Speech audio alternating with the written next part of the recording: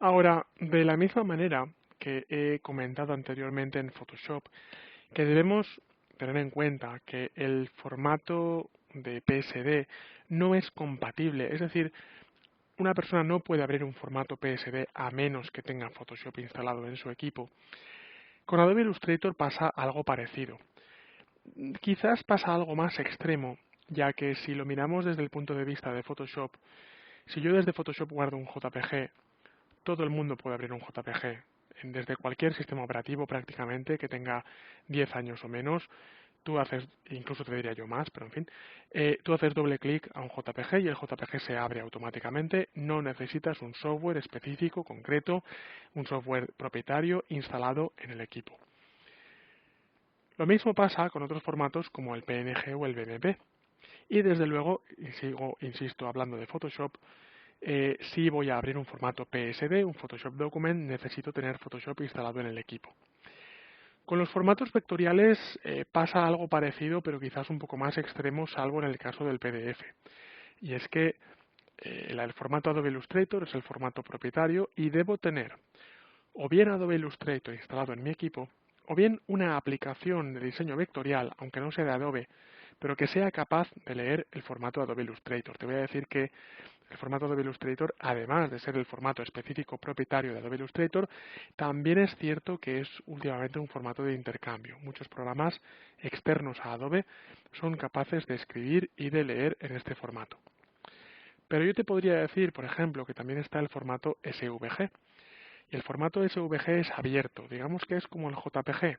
Sin embargo, si tú en un JPG haces doble clic se abre, si tú en SVG haces doble clic y se lo envías, digamos, a un cliente que tiene un ordenador estándar sin programas de diseño y hace doble clic en SVG, probablemente le diga que no tiene ningún programa instalado que pueda abrir ese tipo de archivo.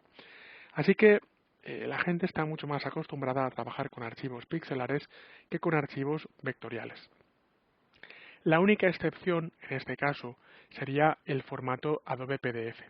El formato Adobe PDF es, pese a que es un formato propietario y teóricamente cerrado de Adobe, pero finalmente se ha convertido en un estándar, que es lo que quería Adobe, y prácticamente cualquier persona tiene instalada en su equipo un lector, un visor de archivos PDF. Así que lo que te voy a decir, un poco comparativamente a Photoshop, es que cuando hagas un proyecto y lo que quieras es guardarte el original de ese proyecto, el archivo original de Illustrator, que puedas abrir más adelante y que guardes toda la información y que puedas continuar trabajando, lo que vas a ver es que tendrás que guardarlo en formato Adobe Illustrator.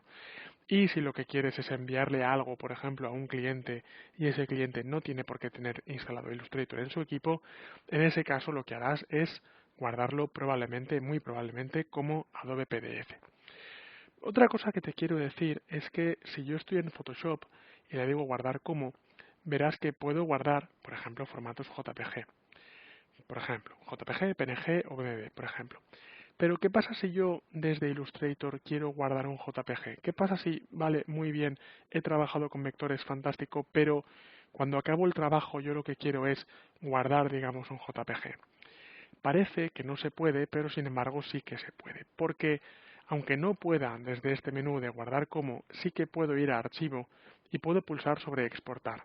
Y al pulsar sobre exportar, ahí vas a ver cómo aparecen todos aquellos formatos de imagen bitmap que no aparecieron anteriormente. Por tanto, una diferenciación en Illustrator que no se da en Photoshop, y es que si yo quiero guardar el archivo en un formato vectorial, me voy a ir a guardar como. Todos estos formatos son formatos vectoriales. Pero si yo desde Illustrator quiero guardar mi proyecto con formato pixelar, en ese caso no voy a ir a guardar, sino que voy a ir a exportar. Y dentro de exportar verás todos estos formatos. Una cosa muy importante que debes saber, y es que si yo cojo un objeto vectorial, como esta estrella que tengo en la pantalla, y la guardo a un formato PNG, es decir, la guardo como una matriz de píxeles, esa matriz de píxeles la podría abrir en Photoshop, pero esa matriz de píxeles ya no será nunca más un objeto vectorial. Así que solo debo hacer esto, solo debo exportar a un formato bitmap cuando realmente esté seguro de lo que voy a hacer.